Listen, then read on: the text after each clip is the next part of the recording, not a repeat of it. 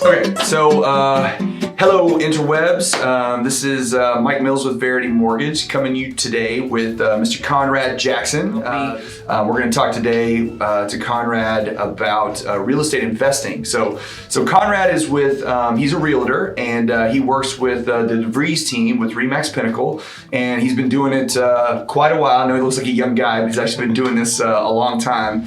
And I wanted to talk to him today because one of the things that, Conrad and I talk on the phone quite a bit, and one of the things we discuss often is real estate investing. Not necessarily customers and clients and that kind of thing, but, properties that we're either looking at ourselves or land that we're looking at ourselves, and trying to get, bounce ideas off each other. I learned a lot from him because he's been doing it a lot longer than I have. And I kind of got into, we bought some properties recently and are starting to kind of move in that direction. And I figured this would be a great reason to sit down and talk with him for a few minutes and kind of find out a little bit about real estate investing, how he got into it, and all that kind of stuff. So I want people to understand, whenever you start businesses or whenever you get involved in things don't always go according to plan. And, you don't get started into something and then you're perfect at it right out of the chute. And it doesn't necessarily have to be, let's say one day you want to go open a shoe store or whatever, and that's what you want to do, and that's your business. Well, 20 years from there, you might be, operating a multi-million-dollar real estate business. I don't know.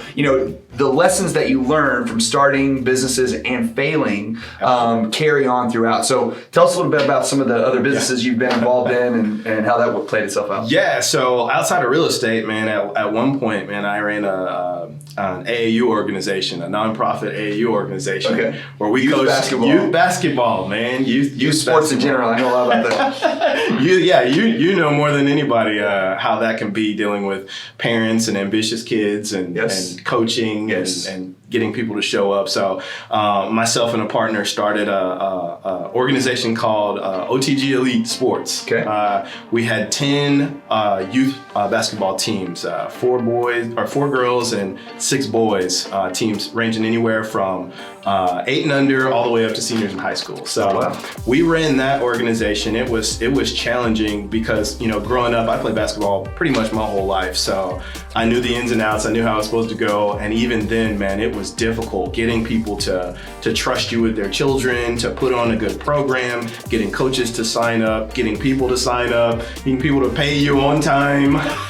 We had many days where we were putting together, dollars that we had in our pocket to make sure that the kids had meals before the game or had a ride before and after practice. So that was trial and error. And, I went through that a lot, man. And we ended up shutting that business down just because I had a partner who we were on 2 different pages. Yeah. We had a great organization that we worked really hard day in and day out, Monday through Monday, trying to make sure we put on good tournaments, good training, teach kids who wanted an opportunity to play at a level after high school. We wanted to train them on how to do that. We wanted to train the parents on how to support the kids. And it was tough, man. We had plenty of parents who didn't trust us. We had kids who went to college and did things that their parents never thought that they would be able to do, that they never thought that they would be able to do. But what people didn't see was the work that we put in, promoting these kids, getting college coaches, begging college coaches to come to our game to watch this kid who they needed in their program, just to get them a scholarship. So it was about 3 years of really tough work. We did really good. We had a 95% senior sign rate. Oh, wow. That's awesome. Yeah. We had 2. So that means that so the kids that went through your program, once they graduated from high school, they were signed to play somewhere. Right. Whether it be D1, D2, D1, D2, D3, NAIA, whatever. We had kids who were signing. So we only had a few kids who actually did not sign. And of those kids who did not sign, there was a couple of them that chose not to play sports. It wasn't because they didn't have the opportunity, it's because they chose it. So what, going through that, what are some lessons you kind of learned that carried over to, what you're doing now and where you are today, where, if you hadn't experienced that, because, I kind of went through a similar thing. I had a couple restaurants with a business partner when I was young. I was 24, 25 years old. And, there's a joke out there. I don't necessarily subscribe to it, but it says, what's the only kind of ship that doesn't sail? And that's a partnership. But let's say I get a little louder. So. But it's nothing. You go through life experiences and you learn things, and everything has a benefit to you. And I learned a ton. I joke with my wife all the time that I didn't get an MBA from SMU. I got an MBA from the restaurant, and it cost about the same. So that's how it works. But so what are some stuff you took away from that really carry over? Yeah, number one thing I would say is just having the right people, the right chemistry of people in your organization or in your business matters more than those person's qualifications to do the job. Right. So one of the things that we had a lot of trouble with was we would get former players, we would get former coaches, we would get big name people to come help us with our organization, and they were a terrible fit.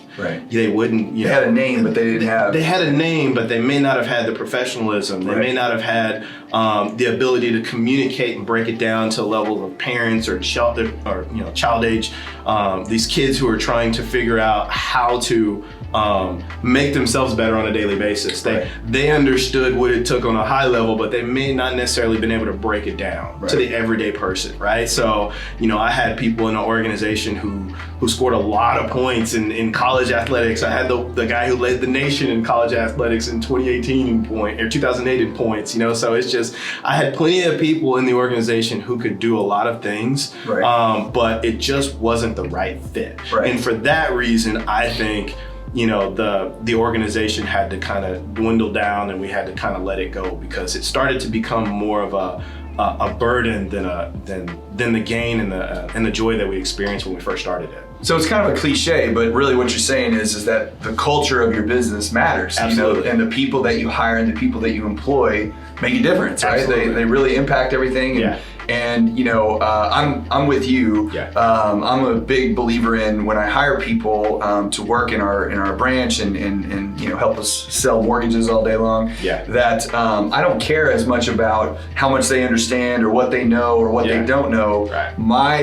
What I care about is how hard are they going to work, how much are they committed to it, and then for me personally, I'm not a micromanaging type of person. I don't like to stand over someone's shoulder all day long and tell them what to do, and I need them to take initiative. And you want to grow people. You don't want to employ somebody forever. You want to instill certain values, certain traits in your employees to help them grow and blossom, become something better than what they are. Right. I mean, that's the entrepreneurial spirit. You want to help people get to a level above where they thought they could go. You yourself personally want to get to a level above where you thought you could go. So that's just the nature of an entrepreneur. You want to see people succeed as you grow.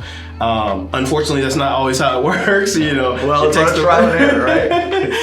But ultimately, it is what it is. Those are life lessons that you take, and that directly translated into our real estate business, where we grew our team, and we're still growing our team, and we do really well. But we are very selective about who we bring on. For that reason specifically, because we don't want the chemistry to affect the overall production.